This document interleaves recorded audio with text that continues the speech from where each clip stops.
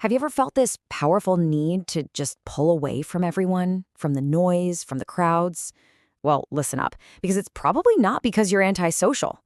It's actually a sign that your mind is working on a level that most people just can't even begin to imagine. Let's get into why that is. The philosopher Arthur Schopenhauer absolutely nailed it with this one. He basically said that the more you have going on inside of you, the less you actually need from the world outside. See, this isn't about embracing loneliness. It's about discovering the incredible strength you already have within you. So let me ask you, for real, does this feel familiar? That constant urge to step back from all the chatter, the parties, the endless noise? If you're nodding your head right now, then you need to hear this. That feeling isn't a flaw. No way. It's a feature. You're not becoming some kind of hermit. You're just finally learning how to soar. And you are definitely going to want to stick with me through this entire explainer because the final idea we're going to build up to, it's a big one. It has the power to completely change how you see your need for solitude forever. All right, let's dive in. Okay, so first things first. Why does being in a crowd feel so heavy? Let's break down what I like to call the burden of the crowd. Here's the truth. For a really intelligent person, a lot of social stuff feels less like it's giving you energy and more like it's some kind of hidden tax on your brain. It's like you're forced to be in a play you never even auditioned for. And this, right here, this shows the huge difference. You see, for the socializer, all that chatter is fuel. But for you, the deep thinker, small talk is it's a total cognitive drain. Your brain isn't wired for chit-chat about the weather.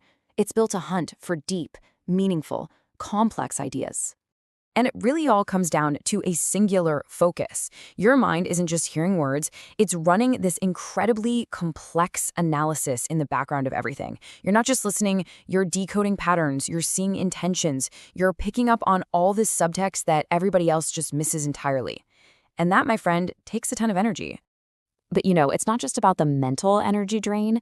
There's actually a deeper, more primal reason these interactions feel so exhausting. And that brings us to what we can think of as the ego battleground.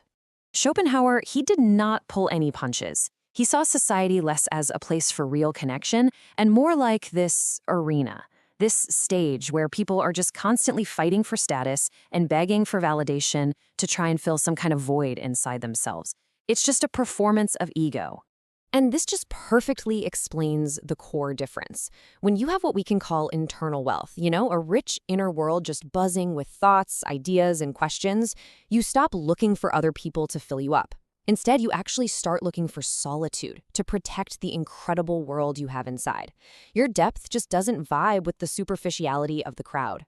So, if you're constantly feeling drained, always feeling a little out of place, what's the real psychological price you're paying? Well, this leads us to the absolute necessity of dropping the social mask.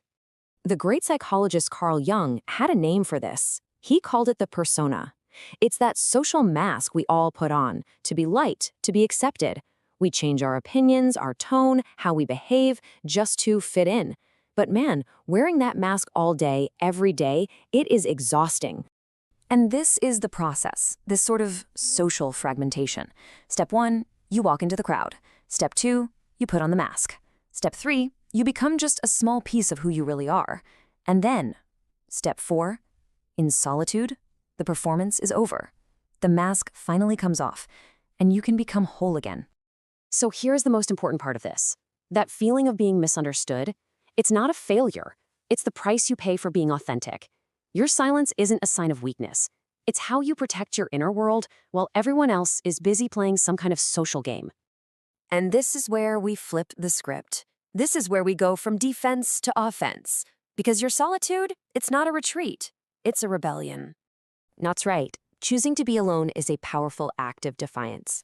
You're rebelling against a world that rewards moving fast over thinking deep. You're taking a stand against, let's be honest, collective mediocrity. You're rejecting all those distractions designed to keep us all just comfortably numb. I want you to let this sink in, really. When you cool away, you're not rejecting people. You're not some misanthrope who hates humanity. You are returning to your own humanity, on your own terms, so you can actually live a life with purpose.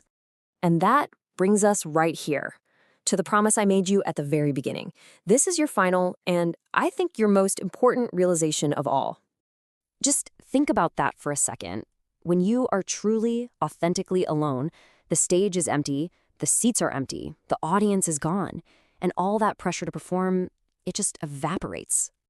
And all those social masks, the little white lies, all the different fragmented versions of yourself you have to show the world, they all just fall away. There's no one left to convince of anything, no one left to deceive.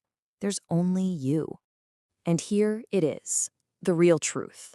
The highest form of self-realization can only ever happen in that quiet space. You're not broken for needing it, you're not weird, you're not antisocial, you are in the process of becoming whole. This entire journey has been about one thing, the eagle finally leaving the desert of the crowd to find the sky. So if this resonated with you, if you are ready to stop apologizing for needing space to think, to create, to just be, then I want you to make a declaration. Go down to the comments right now and type, "I choose the solitude of the strong." Claim it. Because your transformation, it's already begun.